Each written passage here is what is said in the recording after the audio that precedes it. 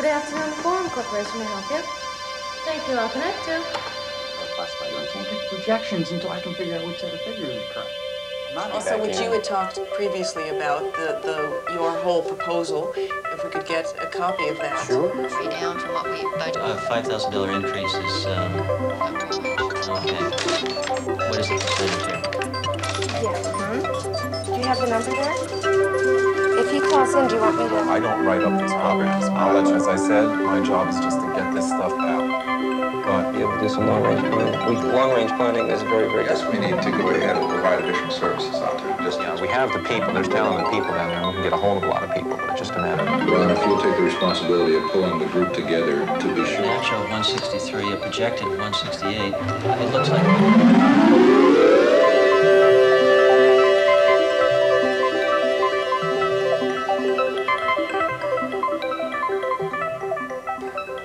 About a year ago, the president of a major manufacturing company issued a brief but still quite firm edict, reminding his top managers of the importance of productivity and directing them to take appropriate action. Now, he didn't specify what action, but he did give them a deadline. Within 3 months, these managers were to report back to him on what actions they had taken to improve productivity and what results they were seeing. This edict was acted on immediately by those who reported to the president. Outside productivity experts were called in. One consultant reported their need was very clear. They wanted a program in 30 days. When we said it couldn't be done, they were almost frantic. He went on to say, I don't think they would have cared if we'd been third world revolutionaries as long as we'd promised them something in 30 days. Despite words of caution from their consultants, the company's managers plunged ahead. Productivity coordinators were appointed. Hapless junior executives armed with sets of slides were commissioned to go forth and sell productivity. Posters dotted the walls of offices, of plant facilities, with messages preaching and encouraging productivity. Reminders were even placed on restroom doors. One divisional manager described the scene.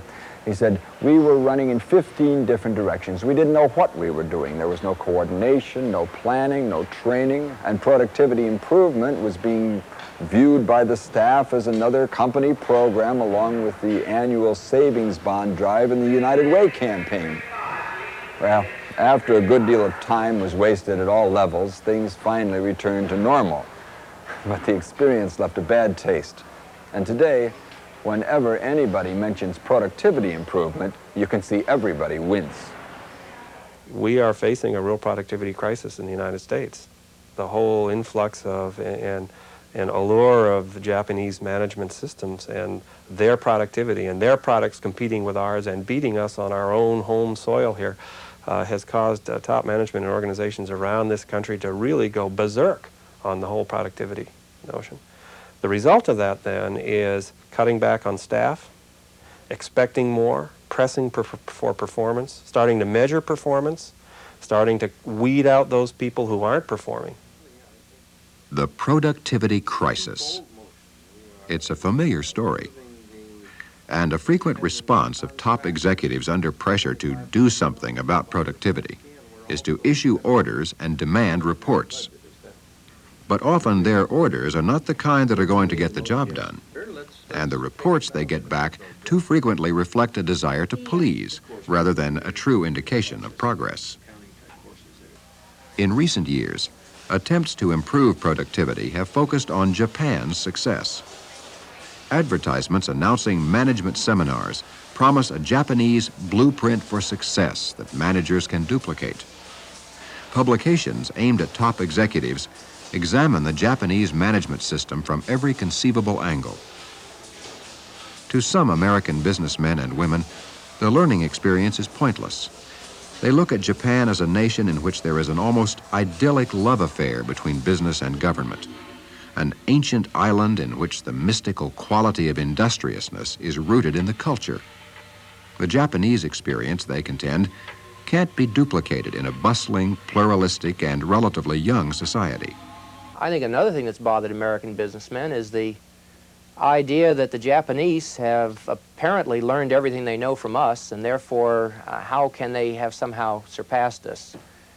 And I think that this shock that they've encountered has been increased because they've had to reject in the last few years some of the comfortable explanations that they used to have. For example, the idea that the Japanese are competing because of low wage rates, whereas in a matter of fact, in the Japanese industries, at least that are competing most aggressively against our own producers, the wage rates are quite comparable. It's very difficult to measure them exactly because the Japanese have such a different form of compensation, a lot more fringe benefits. But basically, they have comparable wages, and the way their wages are growing in the next 5 years, they will probably have higher wages than we do. We currently have lower wages than the Germans, too, by the way. So we are moving from a high-wage country to one that essentially in the next 5 to 10 years is going to be perceived around the world as a low-wage country. We still can't compete. We also have this stereotype, which is beginning to fade, that Japan is a monolith, that Japan Incorporated, and that the Japanese government helps Japanese companies. And this is true to an extent, but I don't think much more than every country, including the U.S., has helped fledgling industries. And once they grow to a certain size where they're felt able to compete, then the government essentially reduces its support. And I think we're recognizing that this is true. It's certainly the success of the Japanese auto industry is not due to any help from the Japanese government. The Japanese government actually tried to hinder Japanese autos, and that's one of the reasons why they've had such little, or such difficulty, I should say, in getting the Japanese auto industry to agree to a reduction in exports. In many industries, the Japanese government has facilitated cooperation among firms on joint R&D projects, on sharing of technology, and other things that would be very, very unusual and unheard of in our setup. However, as I've studied automobiles, as I've studied television receivers, as I've studied motorcycles, as I've studied watches, all industries where Japanese are successful and all industries that are much discussed in the public domain, I found relatively little evidence that government policy was accounted for even the lion's share of the success. At one time, American businessmen were convinced that the Japanese were using unfair trade tactics, dumping materials on the world market, using their favored status under tariff barriers to achieve a competition advantage. But even that assumption is now being questioned. And I think they're coming to the recognition that the Japanese are competing primarily because they're providing a very high quality product, higher often in many cases, much superior to ones that we are able to offer, at a lower price with superior delivery and superior service. And it's on such basic, mundane, competitive dimensions that we're losing the battle to the Japanese. If I had to comment on why I think this success has taken place, I would raise a number of areas, some of which have been commonly discussed in this field and some of which I think are less commonly recognized. It's well known and much discussed that Japanese workers and the relationship between Japanese workers and their employers are a great deal different than in the United States. There are unions in Japan, but the whole philosophy of unionization and the way in which unions and management work together is much more harmonious in Japan. So I think that's one of the major reasons for success of Japanese companies. We also see in Japan a great deal longer time horizon. We see companies taking actions that don't have payoffs for 10 years. We see companies looking far, far in the future. The Japanese are interested in providing long-term stability of employment and of work for their people. And therefore they are quite happy to invest in new product systems, in equipping new factories that will not produce any particular return in financial measurements for 10, 15 years. One of the things I think that strikes me coming back to the United States from talking to people in Japan is the extent to which we've let some basic capabilities in this country deteriorate. Our plant and equipment is aging. It is We are underinvesting in plant and equipment, that's well known. We're underinvesting in R&D, that's well known. We're underinvesting in our people. The average age of skilled tool and die makers, of skilled machinists in the United States is close to 50 years old. In 10 or 15 years, we're going to be losing a generation of people who have skills that we can't replace. Now, I think the key realization is that the Japanese look for a long-term return on their investment, whether it's a psychological or a monetary investment. Whereas in the United States, we are oriented towards short-term investments. We feel that we will use what an employee has in a short period of time, and then they might go on to another organization, but they won't stay with the organization for a lifetime. The chief characteristic that separates the Japanese from the American approaches to organization is that in the Japanese firm, the employee has the expectation of lifetime employment. Now, in fact, there is turnover in Japanese companies. It occurs largely in the first 5 years. It's less than in the U.S. firm. The important point, though, is that there is the expectation of the employee that I will be here for the rest of my career. That expectation means that if the company asks, let's suppose that I'm a systems programmer, the company asks me to go to work in the marketing department for 2 years so I can learn more about their needs, so I can more effectively write programs that they can use well.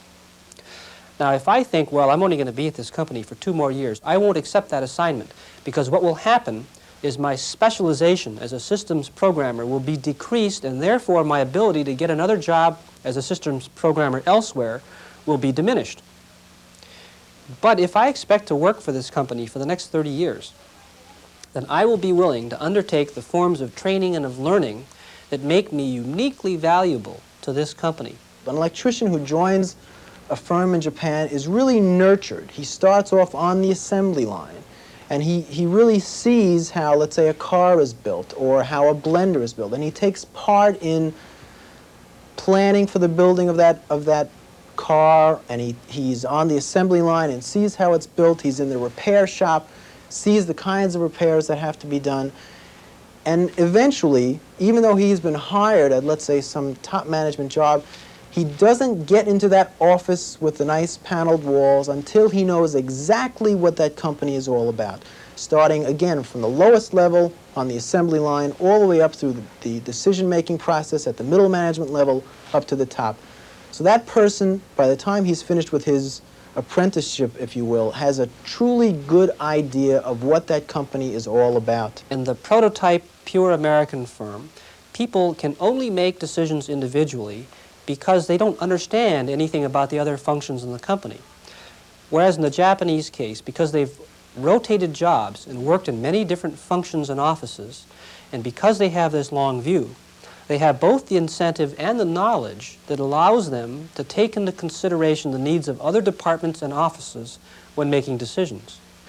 This is extremely important and extremely effective. It really nurtures an employee. That employee has a stake in the organization. The organization becomes like a second family for that employee. And this is an extremely effective way of making an employee a very productive employee. And it runs totally counter to the United States, where very often you have an MBA coming out of Harvard or wherever, getting out of school and expecting to walk into a nicely paneled office at $40,000 a year and to start making important decisions right away without really knowing what the company is all about. In examining various aspects of the Japanese approach to management, the discussion eventually turns to the question of whether or not techniques that work in Japan will work in the United States. Is their success peculiar to the cultural context of Japan? Does it depend on the economic system in which they operate? Or can their approach be exported to other industrial nations with the expectation of positive results? I think some of the relationship between unions and management and the productivity of workers, I think part of that is culturally based. I think part of that comes from a different tradition, a different cultural base, a different philosophy on the part of the worker in Japan. I think many of our companies are making efforts to try to change the relationship more like the Japanese-style relationship between workers and management. I applaud those efforts, and I think they're making some positive impact. On the other hand, I think it's going to take us a long time before the relationship is the same. So again, I think that one is, we can learn from that, but we can't hope to match that particular characteristic of Japanese management. Where I think we have the greatest opportunities to learn from the Japanese is in the time horizon of our planning, where I see no barriers besides management's vision and management's courage and the courage of boards of directors. I think we can also learn from their strategic emphasis. I think Japanese emphasis on just good, sound strategy, thinking through the economics of their business, thinking through where they could save cost, thinking through where they could be more efficient by building new facilities or reaping economies of scale. There's nothing about that that American companies can't learn from. With respect to just better execution, which is what I ascribed a lot of the success to a minute ago, we can clearly learn from that. It's a matter of the sort of spirit and care and attention that management places on running their business. There are still many American managers who would like to believe that the so-called Japanese approach doesn't apply in the U.S. because it's a different culture that we don't have. It's a comfortable analysis for us to arrive at because it says we can continue business as usual.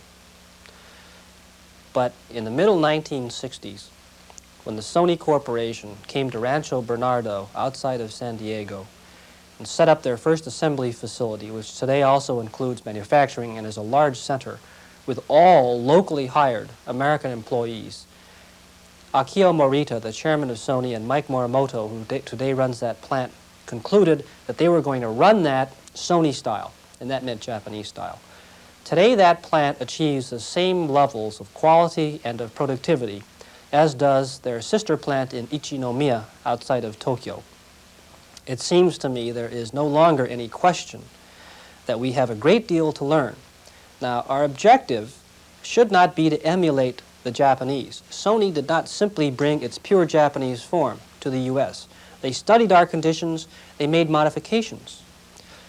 What we want to do is to achieve a clearer understanding of the fact that there is a distinctively U.S. approach to management. Most of us aren't aware of that. We think that what we do in management is universal. It's common sense and intelligence. That's not so. Overall, American productivity improvement hasn't kept up with Japan's rate of growth. Yet some American companies have done very well in this area, and it's clear from their progress that additional gains are possible in the future. But just as there's no single cause for decline in productivity, there's no single cure. Designing a coherent, effective program to improve productivity depends on many different factors: capital, labor, union management relations, incentive programs, management itself. And while productivity gains are difficult to attain, they're even more difficult to maintain. Talking about the Quimby Fund? Yeah. Yeah. How can a manager coordinate productivity efforts and avoid the pitfalls that others have experienced? First, productivity must be viewed as a major corporate goal and given a high priority. Second, a manager needs to work toward the development of a comprehensive long-range plan in which opportunities for improvement are identified and goals and productivity measures are established.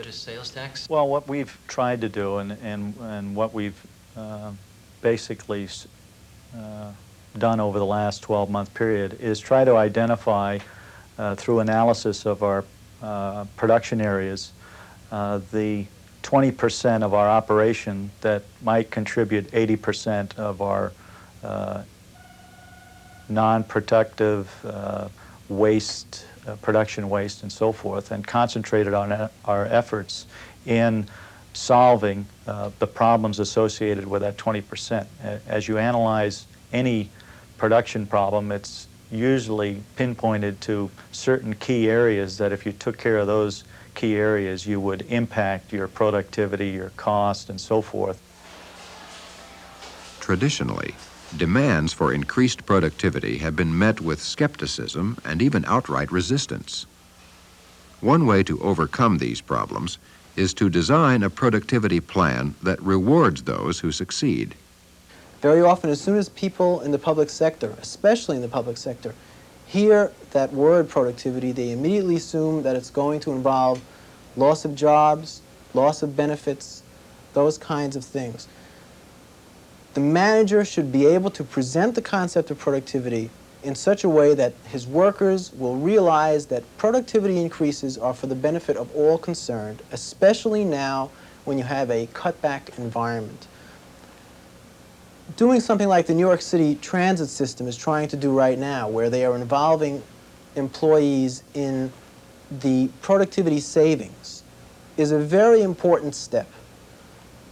It was written into the contract, into the last union contract, that if there was, in fact, a demonstrable productivity savings for the transit system in New York, that workers of that transit system would share in whatever productivity savings was accrued. A recent decision by a three-man panel, as a matter of fact, just last week, gave these transit workers 36 cents more an hour than they had been making previously, again, based on the productivity savings that were accrued during the last year.